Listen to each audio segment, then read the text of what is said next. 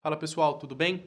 Para começar o nosso curso sobre processo tributário, administrativo e judicial, a gente vai tratar primeiramente dos princípios fundamentais e de alguns conceitos elementares que vão servir tanto para o processo administrativo quanto para o processo judicial. É claro, quando a gente vai começar a estudar qualquer instituto, o ideal seria que a gente começasse pelos princípios ou pelos princípios que norteiam esse instituto. Até mesmo porque, sabendo esses princípios ou fixando bem quais são os princípios que regulamentam e que dão fundamento para esse instituto, tudo fica mais fácil. A gente consegue entender mais fácil alguns conceitos e alguns institutos que vão vir depois dos princípios. Então, o princípio, até o próprio nome diz, é aquilo que fundamenta, é aquilo que dá sustentação a essa matéria. Então vamos lá analisar em primeiro lugar quais são esses princípios fundamentais do processo tributário, e aqui eu estou dizendo tanto administrativo quanto judicial, e alguns conceitos elementares que vão servir bastante para a gente lá no futuro, quando a gente for ver algumas outras aulas, alguns outros institutos.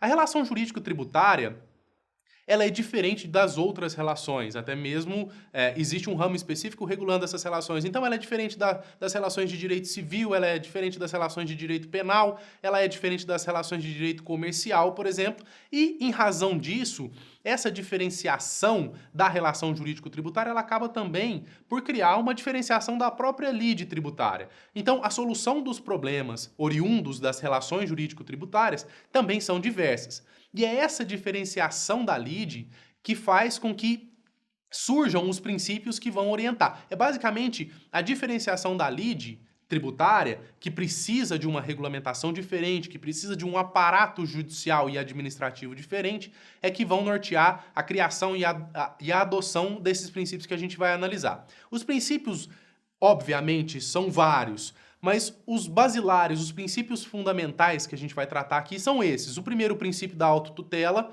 vinculada do ente tributante. Por que eu dei ênfase no vinculada? Porque essa autotutela é vinculada, a gente vai explicar por quê. Princípio da dualidade da cognição, princípio da harmonização processual, tutela judicial efetiva em matéria tributária e princípio da justiça tributária. Alguns desses princípios aí a gente vai ver que tem bastante relação com outros institutos do próprio processo civil, do próprio processo penal, mas em razão da diferenciação da lide tributária, eles ganham contornos especiais. O que significa esse princípio da autotutela vinculada do ente tributante?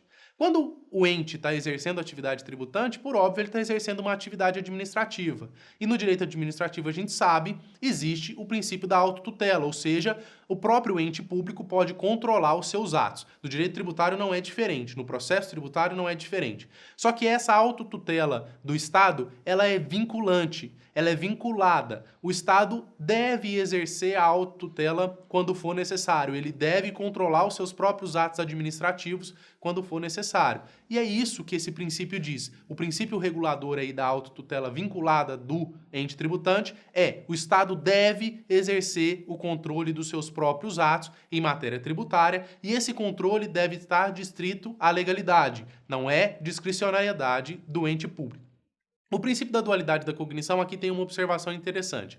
Ele decorre desse princípio anterior. Como o Estado precisa regular e controlar os seus próprios atos, ele também vai se utilizar tanto do processo judicial quanto do processo administrativo. O próprio ente público no processo administrativo controlando os seus atos, além de sofrer o controle externo do Poder Judiciário. Aqui a gente precisa ter atenção a um ponto especial.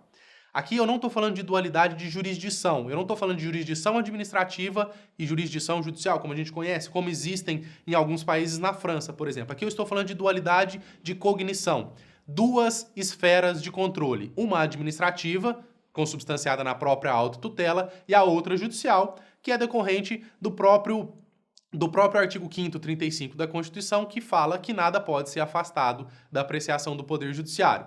Além desse princípio, tem o princípio da harmonização processual. Esse é um princípio até relativamente comum e que vai se aplicar de forma especial também ao processo civil, mas aqui no direito tributário, dentro do processo tributário, a gente dá uma ênfase especial nele, exatamente em razão dessa dualidade de cognição. É preciso que haja uma harmonização entre os procedimentos e processos administrativos e o entendimento judicial. Isso quer dizer que uma decisão não pode contrariar a outra? Não.